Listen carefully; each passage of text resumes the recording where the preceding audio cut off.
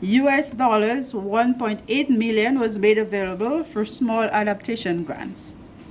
A call for proposal was issued for community adaptation projects of up to US $250,000. They were evaluated using established transparent criteria used by the JEF and the GCF. The selection process was undertaken by the service provider, the National Climate Change Committee, and approved by the Project Management Committee for the EDA project. Disbursements of $1,672,060.40 have been processed to date and reports received. The third disbursement will be processed upon completion of the works by the various organizations, hopefully by the end of June. 6 grants were provided to community organizations targeting the strengthening of existing communal and public good building structures, such as shelters and community buildings. The 6 grantees are St. Peter's Fisheries Cooperative in Bioche, and they received $310,500. That's EC. Southeast Community Emergency Response Team, in collaboration with the Lapland Catholic Church, received so far $282,261 EC dollars. Salisbury First Baptist Church and Gospel Hall received $403,230. Girardel Eggleston Consumer Cooperative, $241,938. Monrachet Development Committee, $456,994. Atkinson Disaster Committee, $295,702 EC dollars. Component 4. Our focus today is on Component 4 of the EDA project, which focuses on privately owned physical assets of vulnerable populations are more resilient to climate variability and change through concessional microfinancing. This will demonstrate enhanced direct access of individuals through a concessional on-lending revolving loan program for adaptation in buildings. The Government Housing Loans Board was selected and approved by Cabinet as the service provider in March 2021. However, the agreement was only finally approved in March 2023. This was due to financial issues experienced by the accredited entity. Funds were eventually made available in February 2024. Under this component, individuals in the public sector can obtain soft loans of up to $75,000 US dollars or 200,000 EC at an interest rate of 2% to undertake various adaptation interventions. The chairperson of the Government Housing Loans Board and his staff has worked with and continue to collaborate with the EDA project office team over the past few months to get where we are today. The EDA project office would like to take this opportunity to thank him and the board for their patience, cooperation, and commitment to seeing the implementation of this component through. The EDA project would also like to thank the Green Climate Fund, Ministry of Environment, for the new experiences. It was indeed a steep learning curve for everyone involved. Service providers, the various ministries, for your patience and cooperation, and especially the Government Housing Loans Board and staff for their collaboration and understanding. I would like to take this opportunity to thank again the rest of the EDA team. We are still small, 3 number. However, we are not daunted by the task ahead and are moving steadily ahead with the implementation of the project. We look forward to continuing to work with all stakeholders towards the successful implementation of the EDA project here. Thank you for listening.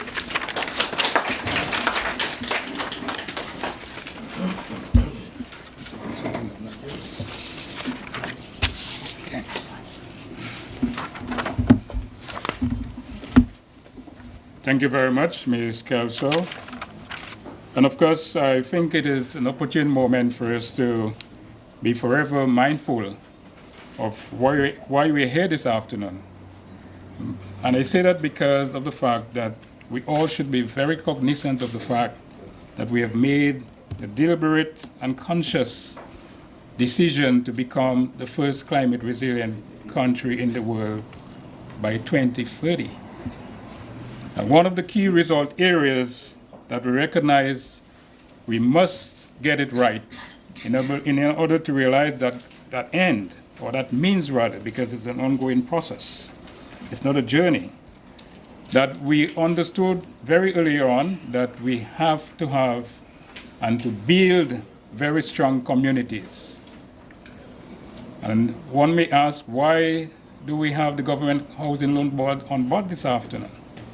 And I would, with much pleasure, remind you all that most of the public servants are first responders whenever one of the extreme weather event will hit us again.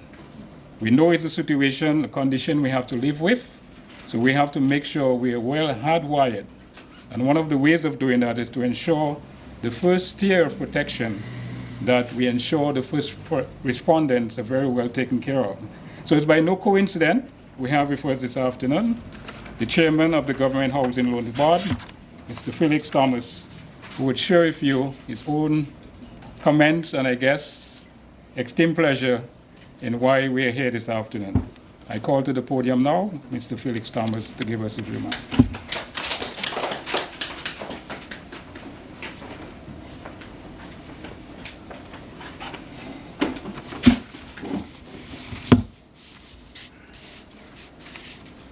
Thank you very much, Mr. Chairman, P.S. Blackmore. Protocol, I guess, would have been established, but let me mention the Honorable Acting Prime Minister, the Honorable Dr. McIntyre, Minister for Finance and Economic Affairs and Climate Resilience, Honorable Darrell Lloyd, Mrs. Lydia Capitole Toussaint, Chief Personnel Officer, Mr. Ryan Ansem, Permanent Secretary, Ministry of Agriculture, Fisheries and Blue and Green Economy, Mrs. Kelcher, Hilda Kelcher, Country Coordinator, and I heard you, Miss Kelcher, actually gave my outline already, so that is good. Also, the head of departments of Ministry of Environment, Rural Modernization and Kalinago Upliftment, Mr. Imran Kofi, Housing Manager, Ms. Norma Anthony, Forest Officer, and staff of the Ministry of Environment. A very pleasant and good afternoon to each and every one of you. Let me apologize for being late. I wish I were Joseph, the young son of Jacob, who was a coat of many colors. But in fact, and indeed,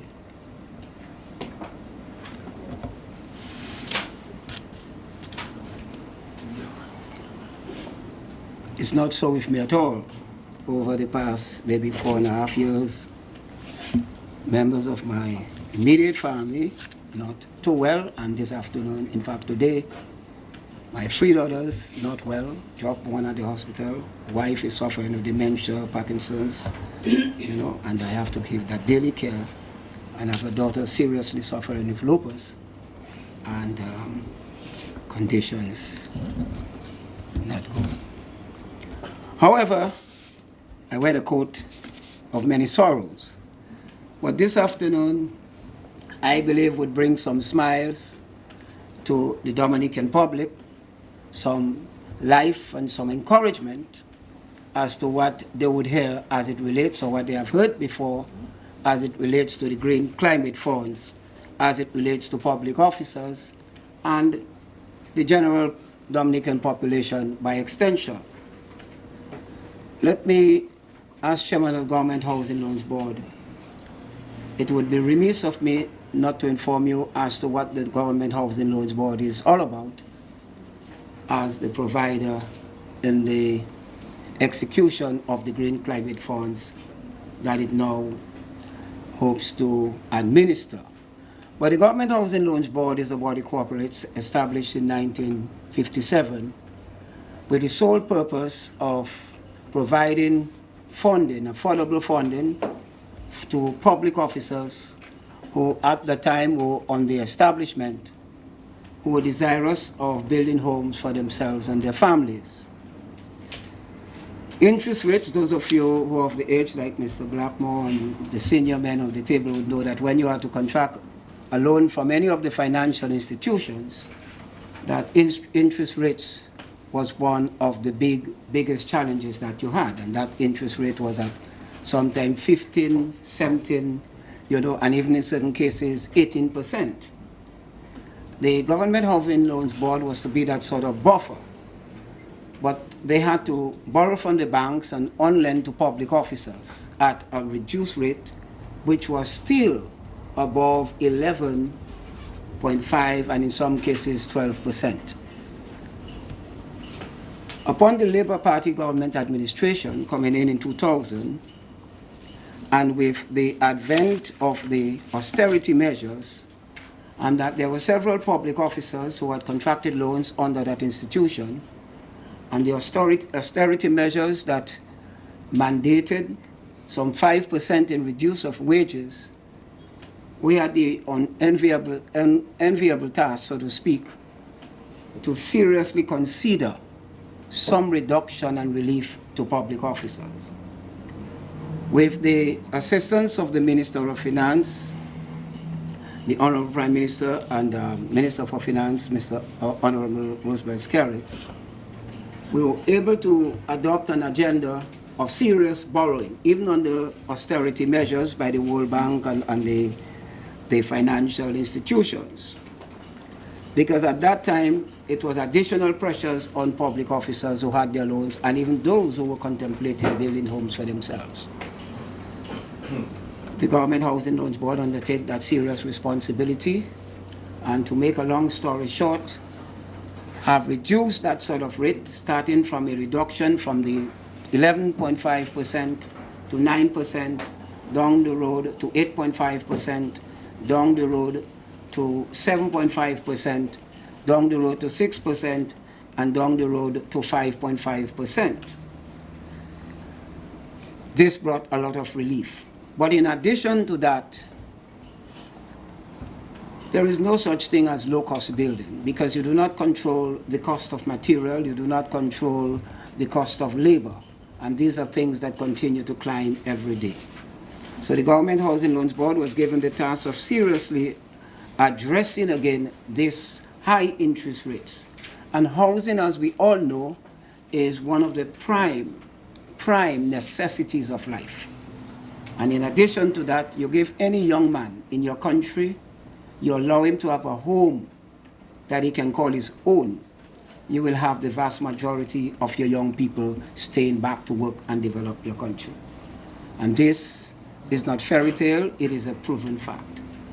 So we had certain challenges because the banks are concerned of making interest, and we were only by law to borrow from one financial institution.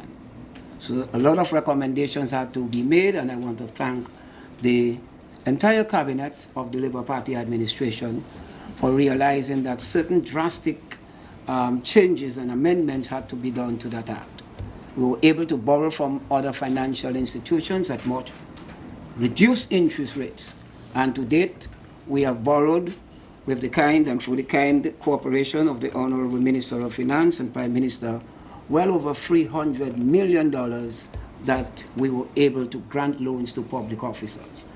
The advent of Hurricane Maria taught us lessons that we had even learned and yet forgotten during the period of Hurricane David. Maybe many of you all were not born at that time. Were you born yet, Mr. Blackmore? Of course. You see it? At least we had to laugh a little bit, right? Too much tension inside. So we did not learn the lessons from David. There were some still bad practices in construction. Not because people wanted to adopt bad practices, but people wanted to do things the cheap way. Monies and interest rates, as I said, a big deterrent.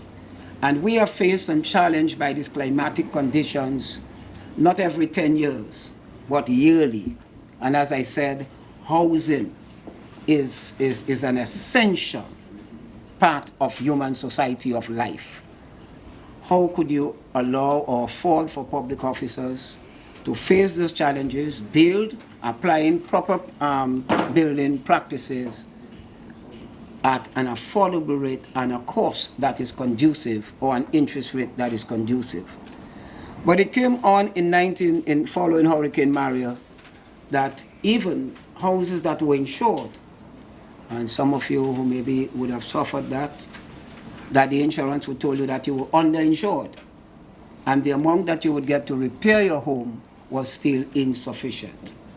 And there, again, the government stepped in and advanced an amount of over $5 million that would be granted to the Government Housing Loans Board to on-lend at 2%. So that actually started, I think, Ms. Kelshel, the Green Climate Fund, or gave them the initiative to do that. Would you say that? So you owe Government Housing Loans Board a bigger portion, right? But in addition to that, looking at certain categories of public officers who are below a certain salary or income, they would not be able to afford a house. Mark you, as I say, your salary could be $10,000 or $10 million, and Mr. Blackmore could be drawing $2,000. He's better off than you. It's not the salary scale that you have, it's the commitment that you have. Because you may have a public officer with a salary scale of, let's say, $5,000 or $6,000, but his light bill is higher. He have to use transportation and other things because his cost of living is much higher than the person at the lower income bracket with. So we try to level interest rates that everybody could be comfortable with, an interest rate that is conducive for building, construction, and proper homes, implementing proper building practices. So we were able to draft up a program that was funded. In fact, at that time, we said, let's take it to the Libyans, let's take it to the Cubans. Well, Cuba had no money at that time. Let's take it to the Chinese, let's take it to the Venezuelans.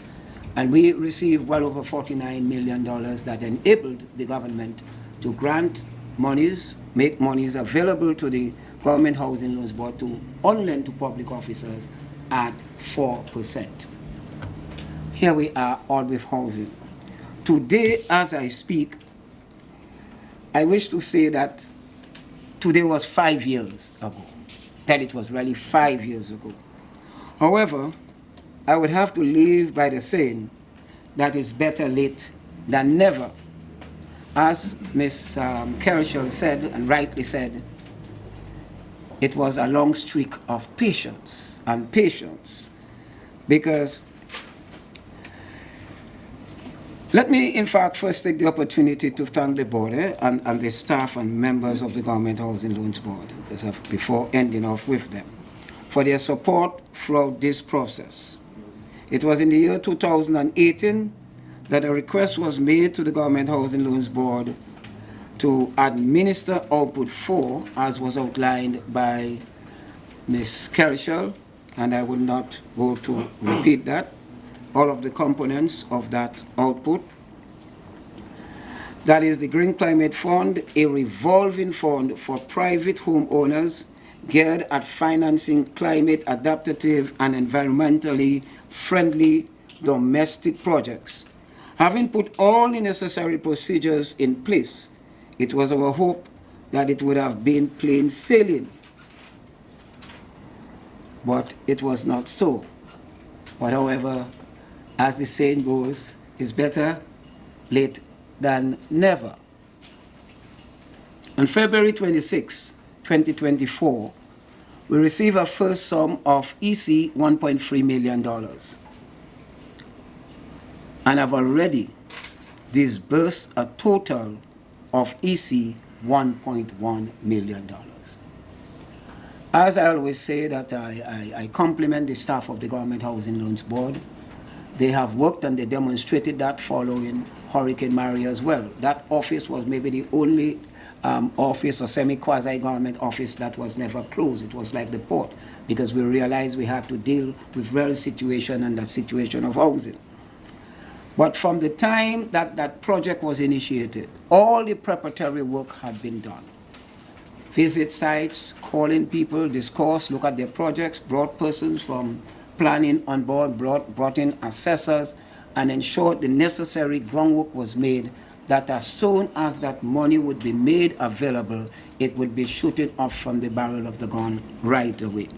So that is why we were able to spend $1.1 million in such a quick time. But it is, how should I say it?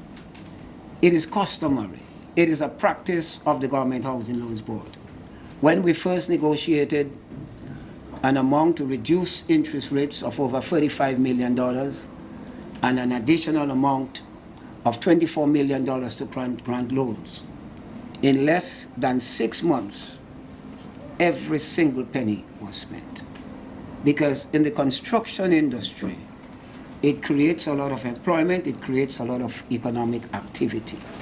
And in addition to that, it makes your nationals, it makes your people have a sense of belonging, a sense of ownership, because they have something they feel that belongs to them. It's not only to say, I am Dominica. In fact, they own part of Dominica. True. And we have adopted that sort of policy of ensuring that all the necessary groundwork and preparations are done, that all monies can be executed. Sad but true, too many times within this scope, that large sums of monies have to be returned to various institutions who have granted monies to us. And that challenge was posed at a meeting that I had with one of the permanent secretaries and the Antiguan counterparts. Because of the delays, not because of our fault, but they felt that to disburse the money at that time would not be wise, and the money would not have been spent, and that the Green Climate Fund would request that money back. So I gave them the challenge, and I said, you just put us to the test. Are you satisfied, Ms. Hilda? You have access. Let me say the Government Housing Loans Board is quiet, it's transparent, it's open. You know, you can go in there, ask for information, not people's private information, but as to how we operate. You know what is happening. And we are saying we are waiting for the second tranche. Can we get it tomorrow morning? Because we have a growing list, of persons, of applicants. And who are, your hand is up. Can I see many more hands up? Or your home in order, then that is good. So here we are, that we have executed what have been delivered, and many persons have taken advantage of that to ensure that they have a more climate resilient building. I want to give the assurance that the Government Housing Loans Board will continue to implement every aspect of this component in the best interest of not only the public officers and employees of associated statutory bodies, but would do so who are targeted recipients of that facility, but the country as a whole, because, sometimes it hurts my heart. And I have made, as I say, I'm not a public servant, and sometimes certain public officers at the top find me rough because I speak directly. Is that true, Mr. McIntyre? I'm a rough speaking person. Too much tardiness in getting documents and paperwork done. And we can lose out, on essential projects that can greatly assist and help in the general upliftment of the people of the country. I made noise like hell with the legal department over a little issue amending an act, And trust me, maybe sometimes I'm rude because you have to extend to that. But when I meet with persons who, within the public service, public officers, who show a different picture, because it did not take myself and my former peers more than 1 hour, and I think I called you on the phone when I left that meeting with that particular peers, and we were able to sign an agreement in less than an hour that took us over 5 years. We should have over $60,000 million from the Green Climate Fund because Dominica deserves it. We are seriously the most affected country, not in the Caribbean, but in the world. And that is a fact. In the world, if it's not one, it's another. And I just want to urge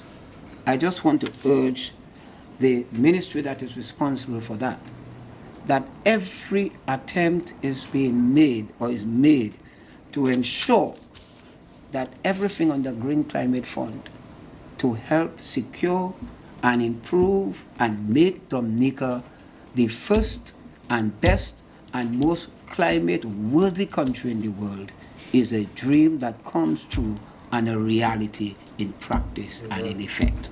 Having said that, let me shut my mouth. As if you speak too much, you might say too much.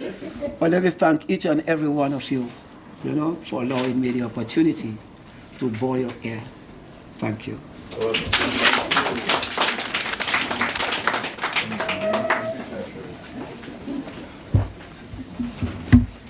Thank you very much, Mr. Felix Thomas, the chairman of the Government Housing Loans Board. Of course, we realize that the effort or the initiative is one that is very broad, since it's seeking to bring about very climate-smart properties. And the properties could be the structure, it could be the services. And I say services because we all know we live in a time when the now generation get totally bothered when the basic things like internet and power is not available. And so under this facility, it also affords the Government Housing Loans Board and public officers to be able to assess funds for maybe bringing about renewable energy installation onto their properties. So the opportunities are endless. I would really urge all public servants to really be very cognizant of the facility and to ensure we really make use of the funds that is available to us. You heard Mr. Thomas asking for the second tranche. And on that note, I think it is an opportune moment to bring to the podium someone who I know is very passionate and an ardent doer in ensuring we have a better environment, of which the built and normal and natural environment is important to us. Honorable Coach Frederick, to give us some remarks.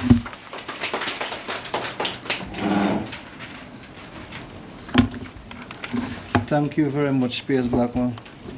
Let me first acknowledge my cabinet colleagues here. But first of all, the Acting Prime Minister, Honorable Roland Roy, Dr. McIntyre, the Minister of Finance, Honorable Jolan Defoe, and Honorable Darren Lloyd, Mrs. Lydia Capitoli Toussaint, who's the Chief Personal Officer, PS Lucian Blackmore, PS Ryan Anselm, Mr. Felix Thomas from the Government Loans Board, Ms. Kelshell, the Country Coordinator, also Michael Savre, who is the GCF National Program Coordinator, who sits within the Ministry of Finance, Director of Forestry, Mr. Burton and his team here, Mr. Eamon Coffey from the Housing Division, Housing Manager, other heads of the department, Ms. Honorary from NEP, the staff of the Forestry Department, the media, ladies and gentlemen, Mabrika from my native town. We know that physical adaptation and community resilience is important for our country. It's so important because we are on the trajectory to become the first climate resilient country. And so building resilience and adaptation is so important because they help us to withstand and recover in a timely manner to major weather events. And these events also include pandemics and also other major climatic changes.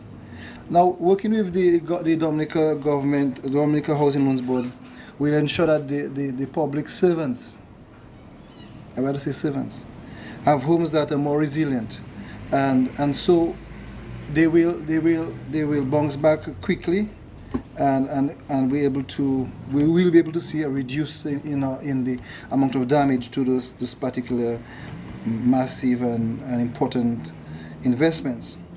Also realize that having resilient homes and having people in resilient homes can for sure enhance social cohesiveness, and for sure it will encourage cooperation and facilitate, I believe, collective action. And it will help us to all be able to be well prepared in the time of crisis. Now, overall, the investments in physical adaptation and community resilience are essential for long-term sustainability and also for the well-being of our country. And so this is evident in our East Coast Road we're doing right now, in our HRP, the Housing Recovery Project, the houses in Cotton Hill, in Bellevue-Chopin, the EU-funded homes in the Salvia constituency. Now, all of this is part of an integrated approach that we as a government deem very, very important. I spoke to social cohesiveness. We know for a fact that building infrastructure alongside our resilient initiatives foster stronger social bonds and especially trusts within the communities.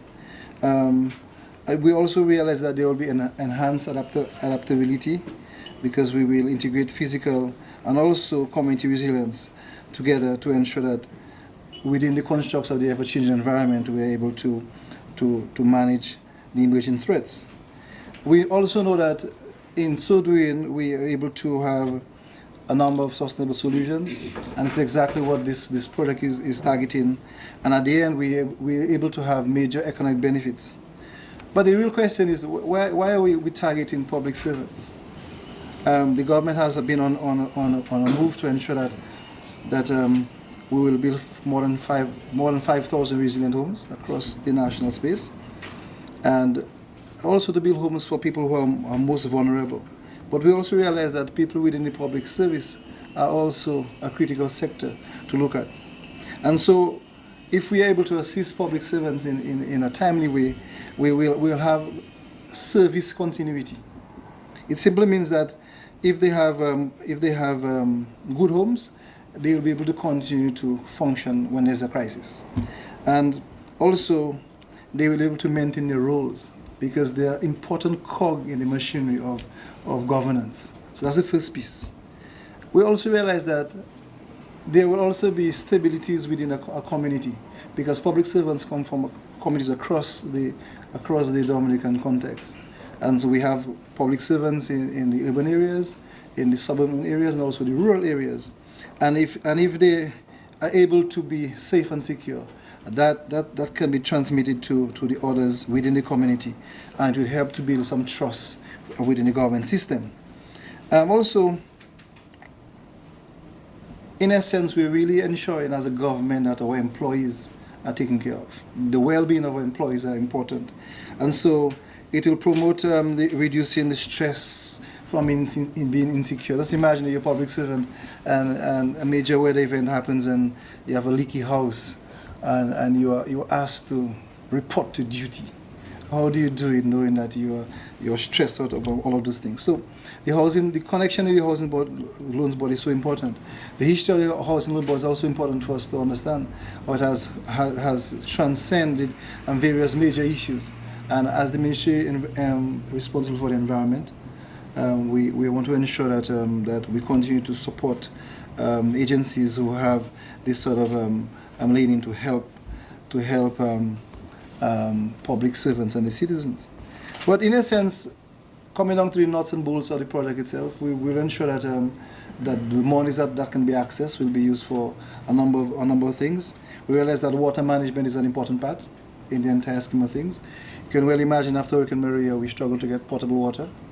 And one of the reasons we have a lot of plastic on the island too, because we bring a lot of bottled water, because our streams were destroyed.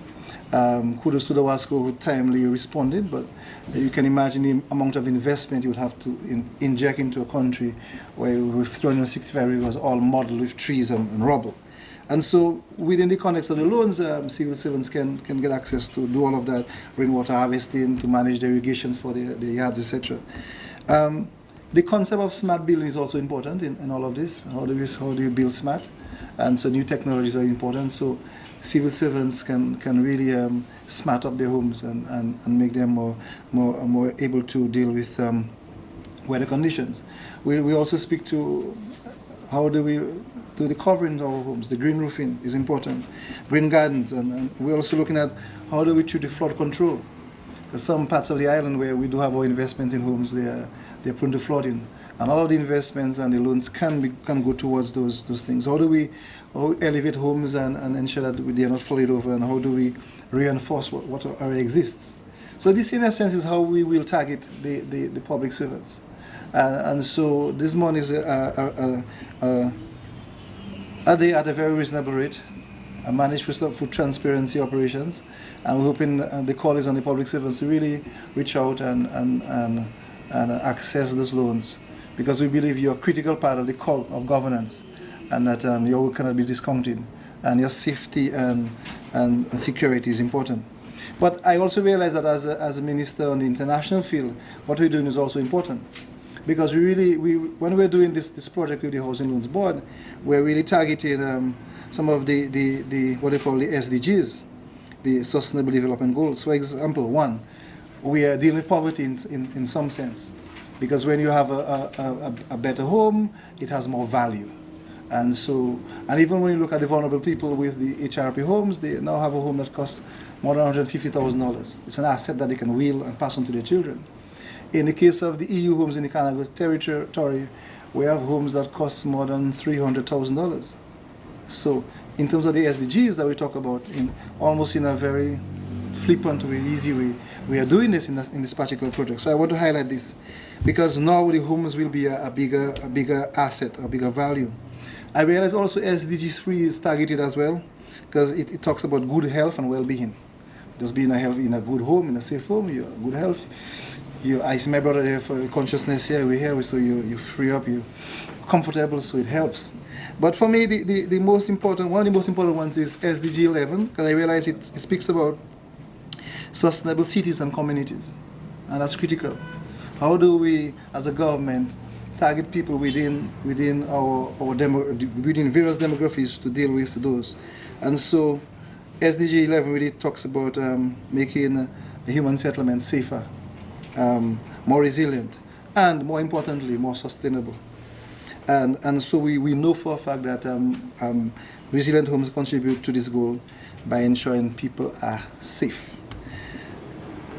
But one of the things that is also dear to my heart is SDG 13, which speaks to climate action in the bigger scheme of things. Although we know we're not a major emitter, we know that we're not belching waste into the atmosphere to destroy the ecosystems, but we get the backlash. We're the front line of climate change. So that's why we have major events, funny weather patterns, disastrous storms, flooding, irregular rainfall. We have shifting of our normal hot and dry season. So in a sense, we will provide within this project stable living conditions for the wonderful people who serve the public, especially as relates to reducing vulnerability to environmental risks. So our government will continue to work to contribute to the socio-economic development of our country by ensuring that we have stable communities that will, in a sense, create a space for better investments. So we can speak now to our international airport and the new homes we're building in the Wesley area, for example, and how we can make investments in those areas because we have safe, stable homes and good infrastructure to ensure that more of the investments can come into our island. And so this is I think is so important for us. And so in the final analysis, I think the fact that we are contributing to the housing stock and ensuring that we go through a process that is very transparent really speaks to our government commitment to continue to empower those who serve at various levels, but also create an avenue for a better and more resilient country. In all of this, we realize that housing as a staple, as a basic need, is taken care of not only for the most vulnerable of us, but also for those who have major responsibilities and who have made investments on their own and who just need the additional hands up to ensure that they also become part and parcel of our country's development. And so I'm very happy as the Minister to push this project forward. I want to thank the project team, Carol Child and her small team, who have been pushing this project on, and also sort of big up the folks at the Environmental Department in Antigua who've been carrying us on. We're hoping soon that we will have our own accredited agency on the island for one of our ministries and also the Ministry of Finance. And so we'll be able to, like Mr. Thomas said, the man of many colors said, how do we access the GCF funding? That is so critical for us because we do have all of the criteria that would really allow us to access those funds. But we as a government have to create all of those build a proper credit and a proper perspective on this, and to ensure that we're able to get this in a timely manner. Because as we speak, we are coming into the hurricane season. And it can be a very stressful time for people. And when I speak about people, the public servants are no less than those who really get affected at the community level. So once again, I want to thank you for being part of this thing. I thank Mr. Thomas and the work here, and also the work done at the GCF. And we want to thank the colleagues who are here, because this really affects the people within our own offices as we speak. And so I'm really happy that we could do a little dent in that bigger move to ensure that public servants do get a piece of the pie in building resilient Dominica. Thank you so much.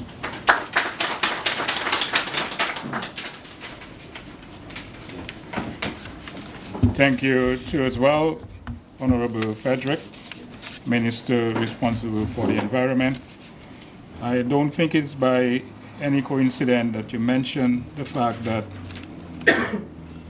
the economic aspect of the home, and everyone here looking at the age group should be very cognizant of the fact as well that homes and real estate are some of the high value fixed assets in any part of the world. So of course we're looking at both the social as well as the economic, and one of the key factors we're paying very careful attention to is to ensure that we could dampen or nullify, reduce, or even eradicate the severe socioeconomic shocks that we usually sustain after extreme weather events. And so we know in our pursuit of being the first climate resilient country in the world, we recognize that we want to do so through social harmony, as well as economic prosperity, and a well-planned and durable infrastructure. And of course, residential estate is part of the built infrastructure. So it's by no coincidence we have the next person coming to the podium, who is the minister responsible for finance, and importantly as well, economic development, and even more relevant this afternoon, climate resilient. It's an honor to call to the podium Honorable Dr. Irvin McIntyre to give us his remarks.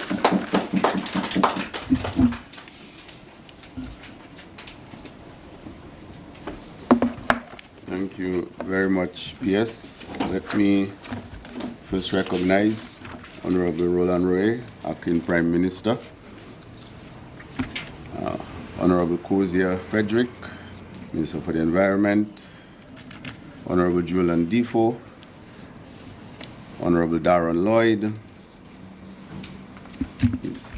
Lydia Capitole Toussaint, Chief Personal Officer, Mr. Lucian Blackmore, Permanent Secretary, Mr. Ryan Ansem, Permanent Secretary as well, Mr. Felix Thomas, Chairman of the Housing Loans Board, Ms. Hilda Kelchel, Country Coordinator, Green Climate Fund, Heads of Department, to recognize Mr. Michael Savre of the Green Climate Fund, and Ms. Honore from the NEP Office, Director of Forestry, Imran Kofi, Housing Manager, staff of the Ministry of Environment, members of the media, ladies and gentlemen, pleasant good afternoon to everyone here. Well, obviously, the Ministry of Finance must be involved. The Ministry of Finance, Economic Development and Climate Resilience and Social Security is the national designated authority for the Green Climate Fund in Dominica. With this mandate, the Ministry of Finance authorized the implementation of the EDA project by the Ministry for the Environment, Rural Modernization, Kalinago Upliftment, and Constituency Empowerment. We are therefore pleased to see that Component 4, which will provide affordable 2% loan financing for housing resilience, is now being launched. We recognize and appreciate the tireless efforts of staff within the Ministry of Environment in collaboration with the Government Housing Loan Board in the realization of this component of the EDA project. To this team, we hereby express our deepest thanks. Given the impending hurricane season, the importance of Component 4 has to be underscored. This will indeed be a delight to those homeowners who will be in receipt of this support. The NDA calls on the Ministry of Environment, other line ministries, the private sector, NGOs, and CSOs to enhance our collective collaboration as we seek to realize the very ambitious national GCF country program of projects. We have collectively developed these projects, which are listed for all to see on the website of the Green Climate Fund. It is the expectation of the NDA that at least an additional 2 of these projects will be approved by the GCF towards the end of the year 2024. These will include Dominica Community Resilience Enhancement Project, which is being developed in collaboration with the Caribbean Community Climate Change Center. This US $24 million project will address local community-based climate resilient actions with a focus on agriculture, agro-processing, hurricane shelters, early warning systems, capacity development, and training. The second being approval for the National Financing Vehicle towards the end of the year 2024. This is anticipated, among other things, to scale up concessional financing nationally for climate resilience, like we are witnessing here today with Component 4 of the EDA project. The Ministry of Finance, in collaboration with the Ministry of Agriculture, Fisheries, Blue and Green Economy, United Nations Environment Program, and Conservation International, is looking towards June 12, 2024, when an inception meeting will be held with the stakeholders to develop a US $40 million integrated coastal zone management project for Dominica. The concept note and project preparatory funding has already been approved by the Green Climate Fund. This project, we anticipate, will deliver critical resilience to our coastal communities as we advance towards national climate resilience. We are also looking forward to an inception meeting on June 20 of 2024 with national stakeholders for the commencement of a mapping exercise. This is first part of a climate resilience urban development initiative, which is done in collaboration with the Ministry of Housing, Urban Renewal, Community Climate Change Center, and local stakeholders. Let me end by once again thanking the Ministry for the Environment, Rural Modernization, Kalinago Upliftment, and Constituency Empowerment for their tireless efforts in implementing this GCF EDA project. You may be well aware that obtaining GCF financing is difficult, but the procurement concessional financing is a critical piece for essential climate adaptation and resilience. Therefore, let me also take this opportunity to call on our partner line ministries and other national stakeholders that we are currently engaged with in developing additional projects to continue and enhance our collective collaboration. It is by this collective approach we can ensure the realization of these projects as we continue our march on the road to national climate resilience, and obviously being the world's first climate resilient nation. I thank you.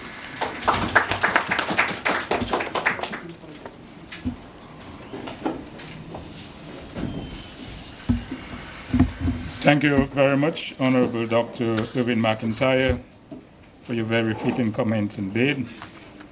So I guess everyone here and the listening public can understand the interesting mix of so many different ministries involved in this very critical project to ensure it becomes a living fruition for every one of us.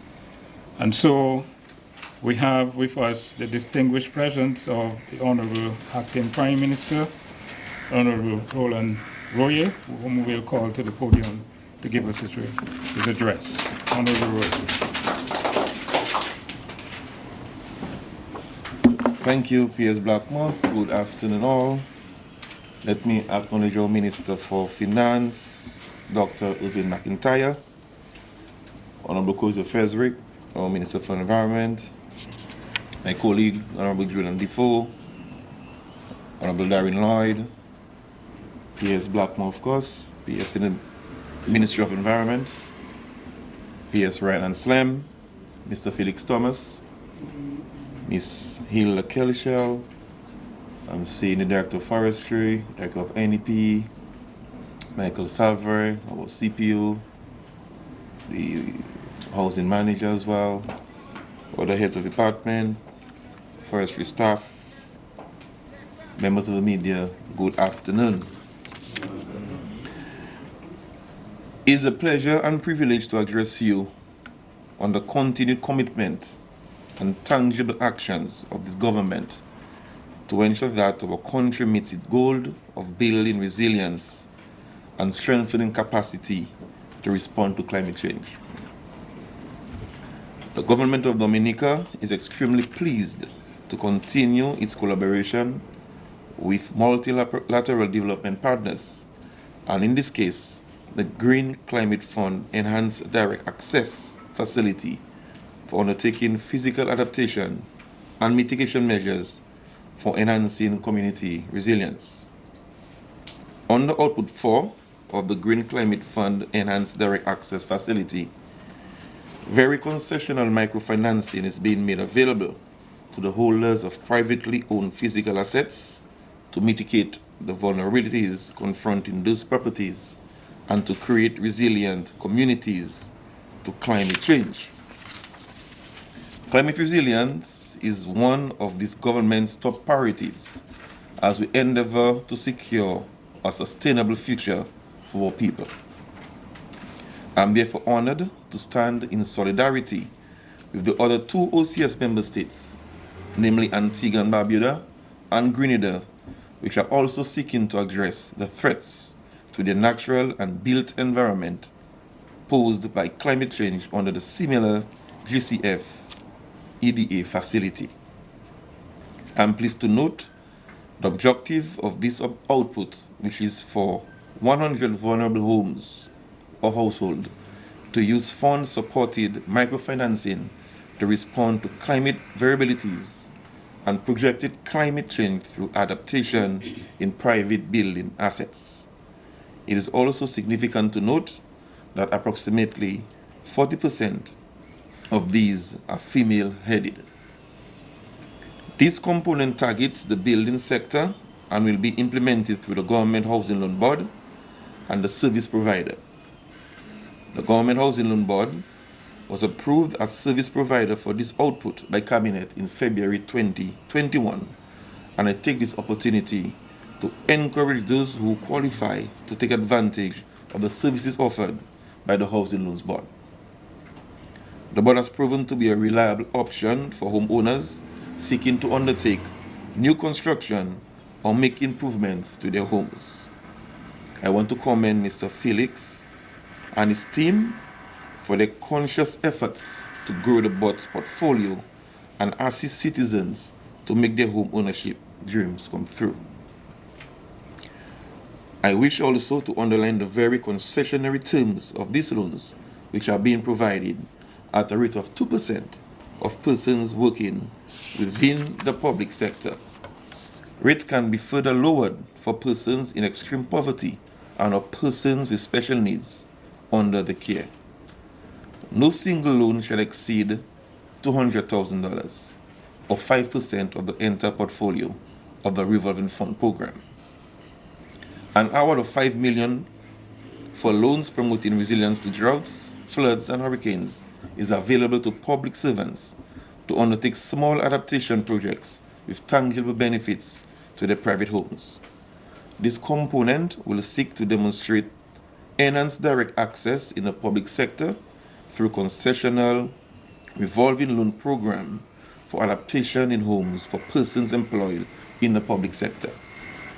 The main beneficiaries from the implementation of that component of the GCF EDA project will be homeowners in the public sector and will receive a maximum amount of EC $203,768.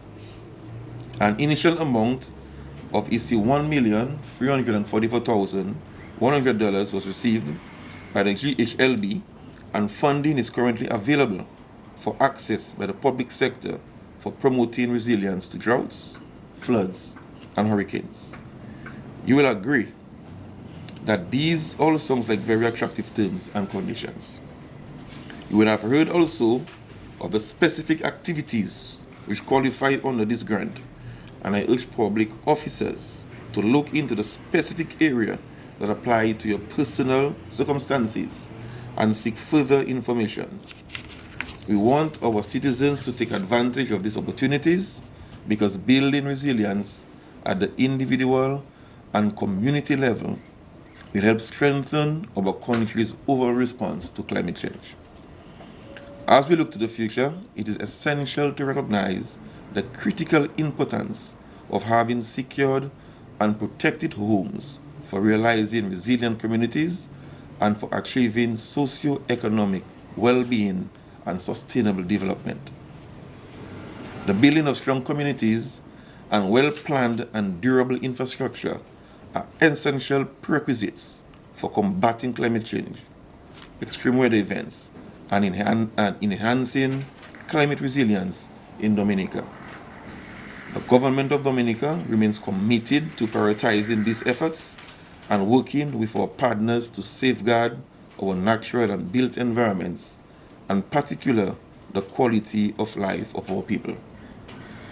I extend my heartfelt gratitude to the GCF EDA Regional Secretariat, the in-country GCF EDA Project Office, the GHLB, and the people of Dominica for the unwavering commitment to a climate resilient Dominica. Thank you very much.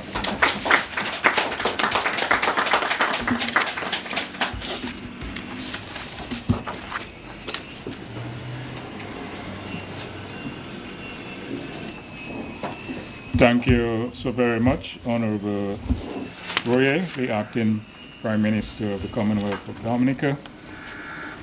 Since we are very tangible people, we like graphic display.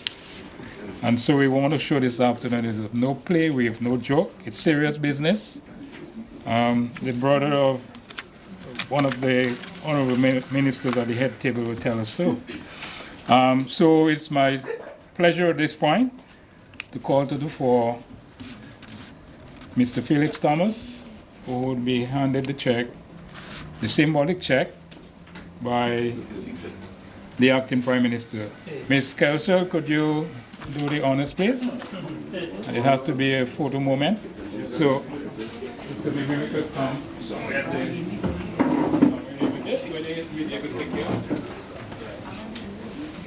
So we're on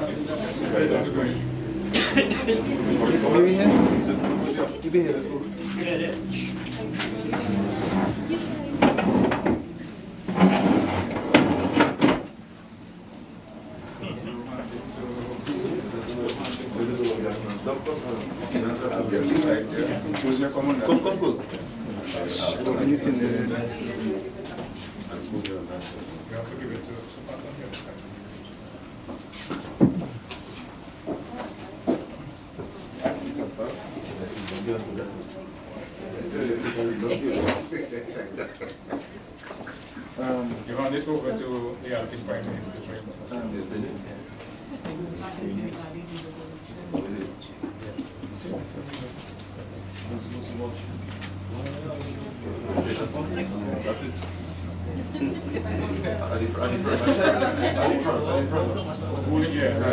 And use your other hand to Hold on, Mr. Felix, and you'll see how the Julian here.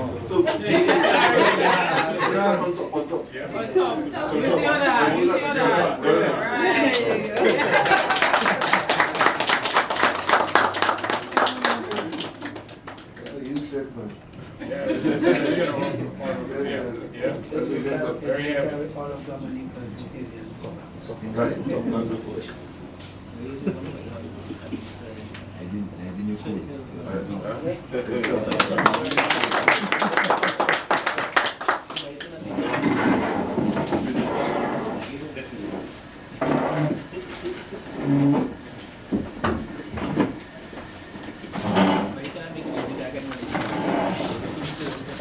Okay, as we wind down, I must take time off to recognize, first of all, Honorable Roland Royer, the acting Prime Minister, for really dignifying this presentation today with his presence. Thank you, Acting PM. I also want to recognize almost, we could say, half size of cabinet here this afternoon. They speak tremendously. I mean, we're very deeply indebted to the honorable ministers for making this good turnout this afternoon. I think it's a good signal to the rest of the nation how important it is in our process for going forward as a collaborative entity. I also want to take the time off to recognize the presence of the acting Chief Personnel Officer, Mr. Capitolin Toussaint.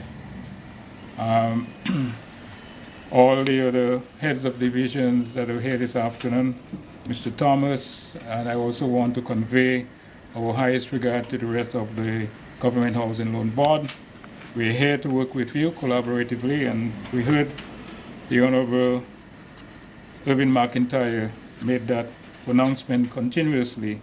It's a collective collaboration in ensuring that we get it right with our hardwiring, our readiness in terms of having climate smart initiative in this country. I also want to say a heartfelt thank you to the media who have always turned up here in large numbers. Kyrie FM, DBS, and we don't want to forget, of course, GIS, who is one of us. Continue to give us that kind of support. We really want to ensure the reach out is there. Everyone knows what is happening.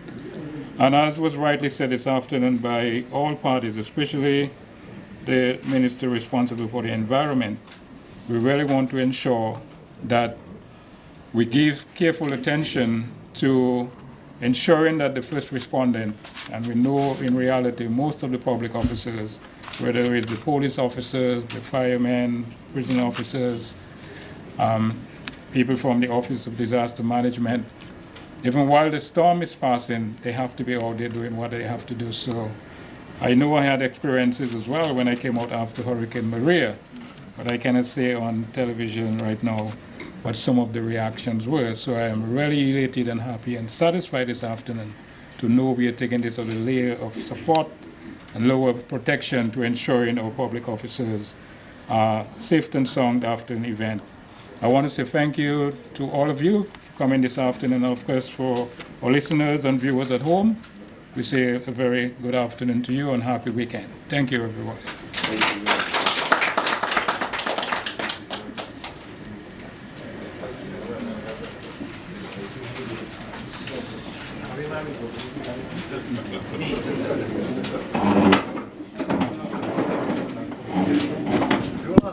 Wait.